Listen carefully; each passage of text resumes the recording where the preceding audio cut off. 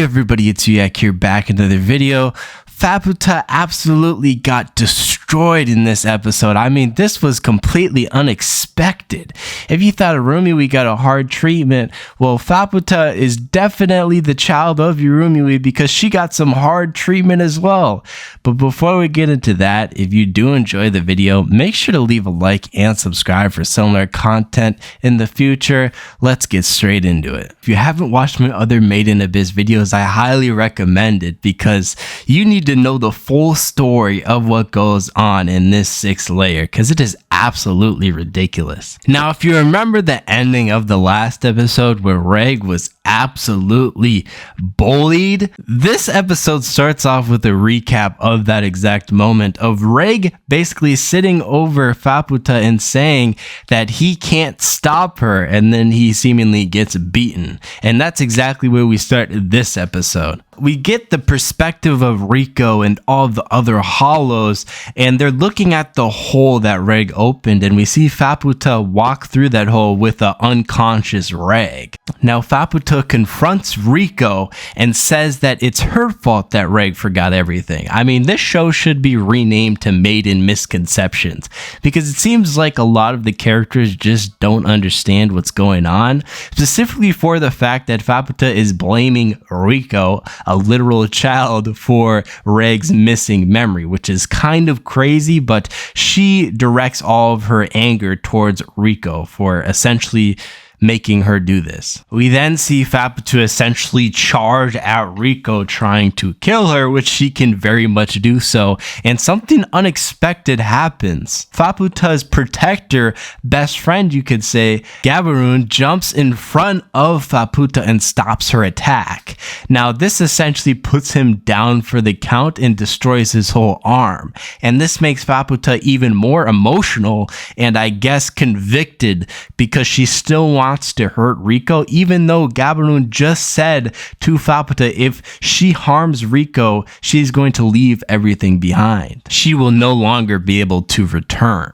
But Faputa does not stop. She is still, this even makes her more mad at Rico. She wants to get rid of Rico at this point, even though her sole protector and best friend just essentially defended Rico and told Faputa to not do that. But luckily for Rico, her plot armor is absolutely amazing because as Faputa is about to attack Rico again, she gets hit with this purpley substance, and then she gets hit by a rock kind of that sends her flying. We then see the hero herself, Nanachi. Yes, one of, if not my favorite character in the show, because unlike a lot of the characters in the show, everything Nanachi does makes sense. Her love for Mitty makes sense. Everything she does makes sense. And she has came here to save Rico, and Faputa focuses her attention on someone who arrived with Nanachi in Bailiff. Now Faputa says that Bailiff smells like someone who feasted on her mother, and she charges at Bailiff. Now in very Bailiff fashion, he does not defend himself. In fact, this was all set up by him. He filled his body with the substance or gas sort of that he put Nanachi to sleep with, all of the emotions and feelings that he had throughout his journeys with Urumui and the crew. He lets Faputa essentially kill him, and he doesn't defend himself. I mean, Bailiff has always been hopeless. I mean, he's been resigned to his fate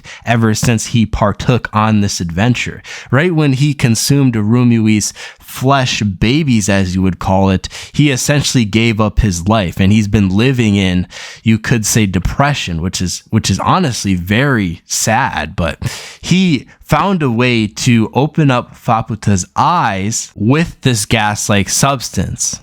And this allows Faputa to see the perspective of Bailiff going on the adventures with Urumui and the Lost Crew. Now, as this is all happening, Nanachi, smart as she is, tells all of the hollows to essentially get to a safer place because this might hold off Faputa, but it is not going to stop her onslaught. She is specifically made to deliver out Urumui's revenge. So even if she wants to go against killing the villagers, or she sees something that offers a different perspective, she can't follow that because it's against her way of being. And as Nanachi is evacuating them, she catches a glimpse of the one and true only.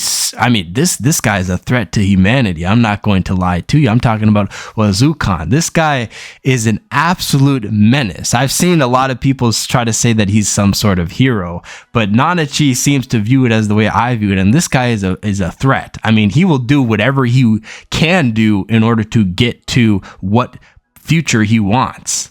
And Bailiff actually told Nanachi to beware of this prophet. From Nanachi's perspective, Wazukan's goal is to go on an adventure again. And one of the futures that Nanachi sees is that he might be trying to, let's say, put Riko in a life or death situation to where she needs to be able to use a wish-granting egg, for example. And Faputa, seeing this as an opportunity to get back into a good relationship with Reg, offers a part of her as she is made out of 3 wish-granting eggs in order to save Riko. And this causes Riko to make a wish, and I think everyone knows what her wish is because Riko is a true menace in the sense that she wants to go on an adventure no matter what. So even on death's bed, at death's door, she will say she wants to go on an adventure. And somehow Nanachi envisions a world where, let's say, Wazukan is able to recreate these hollows to be able to descend in the abyss. So Nanachi's keeping a close eye on Wazukan. Unfortunately for Nanachi, though, there is nowhere to keep an eye on him as Wazukan pulls off this weird move of essentially wrapping up him and Vuako and then diving on into the deep caverns of this village. And then after Faputa is seeing the memories of Bailiff, we see the cute creature that Arumi we had that got murdered in a very gruesome manner for absolutely no reason. And these creatures are not saved from it again. I mean, they get murdered again. We see this small little cute little bunny rabbit kind of thing get carried off by a bird and seemingly get about to be eaten or something. And this is where everything kicks off. And we cannot forget that the Abyss is the true threat. Okay, this village is more of a side quest. The Abyss is a threat. These creatures in the Abyss are threats. They're intelligent, more intelligent than humans in different aspects. So while they're having this fight and making so much noise, this village is now opened. And this is where we see the outside creatures come to feast. And I mean feast. We see a turbanid dragon. We see a turbanid dragon, which essentially is like, I guess, the king kind of, and all these small little creatures that are absolutely a threat. Let's not forget this, come in and start feasting on these villagers. And I mean, this is gruesome. We then see Faputa get mad at these creatures for killing the villagers because this is her purpose. Her purpose is to eliminate the hollow. That's her purpose, to eliminate these people who decided to feast on her mother. And to see someone else doing that takes away all of her motivation and puts her anger towards these creatures. And unfortunately for Faputa, she may be immortal, but I honestly don't know what's happening here. I'm not going to lie to you, because she is supposed to be immortal and stuff and like superhuman, but I feel like she's downplayed here because she's getting whipped around by these creatures. I don't think Faputa can see the will of the abyss or whatever you call it, because she is getting absolutely dogged on by these monsters. And I mean, she's getting ripped apart. And I mean, if there's any reason not to be immortal, I think this is the reason, because she is getting ripped apart, regenerated, ripped apart, I mean, this is sad. I mean, it must run in the family to have terrifying and disturbing things happen to you, because not only did Arumi's sole desire of having children, for example, get trampled on because after she had a child, subsequently the whole crew ate them or killed her children, or they died after a day. Faputa gets ripped apart endlessly, and I guess her gift of being immortal is more of a curse at this point because she can't die. She is just feeling intense pain over and over and over again. We then see the dragon go for the killing move on Faputa, I guess, because that's how it's made to look, which makes me think she's not immortal, and it makes me wonder about her powers, because she's supposed to be immortal, but it seems like she is scared kind of dying, I guess, or maybe just being hurt. Obviously, if you're immortal and you can still feel pain, you don't want to feel that pain, but it seems like she's gonna die if she gets hit by this or something. And as this dragon is about to deliver this blow to Faputa, Gabaroon fires a blast to save Faputa. This is a very sad scene that happens next, because Gabaroon gets killed by the dragon. The dragon shifts their focus from Faputa to Gabaroon and kills Gabaroon. And instead of Faputa being able to walk scot-free and get away, for example, she just keeps getting torn, beat up, destroyed. This is some very kind of disgusting stuff here. And the dragon, it's not like the dragon was like, all right, I'm just gonna go away from Faputa. No, shifts their focus back to Faputa, and all the other creatures hold Faputa down, and the dragon shoots this kind of like spit shot, whatever you want to call it, at Faputa, and this absolutely immobilizes her. And then Faputa essentially passes out, gets knocked out as you would call it, and she wakes up, and the villagers, the hollows, they're actually helping her recover. I think this really opens up what her immortality is. Is she immortal outside of this village? That's the real question. Because in this scene, the hollows, the villagers, are feeding Faputa, and this is making her regenerate. So does that mean that anything Faputa eats makes her regenerate, or is it only the villagers because that's her purpose? I'm not too sure on that one, but I'd love to find out the meaning of this. And since it's in Faputa's nature to hate all the villagers, she's kind of like, what's going on here? Why are they saving me?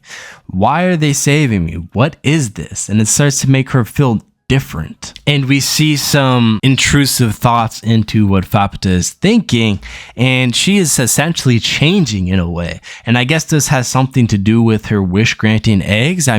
Does this mean that since she's made of wish-granting eggs, that means she is infinitely powerful because she can keep granting herself wishes? For instance, I hypothesize that she may have changed her nature and wished for something, and that made her different here, because we see a different Faputa. She is now significantly more majestic and has gold-like streaks around her head. She also seems to have gotten a power-up because she seemingly wipes out this creature like it's nothing, and all of her movements seem a lot slick and faster. And she even goes up on a cliff, and at the end of the episode, she eyes down the now 2 dragons that there are as if to fight them, and the episode ends. In the last video, I hoped that Faputa would absolutely wreak havoc, and I wanted to see Faputa fulfill her desires.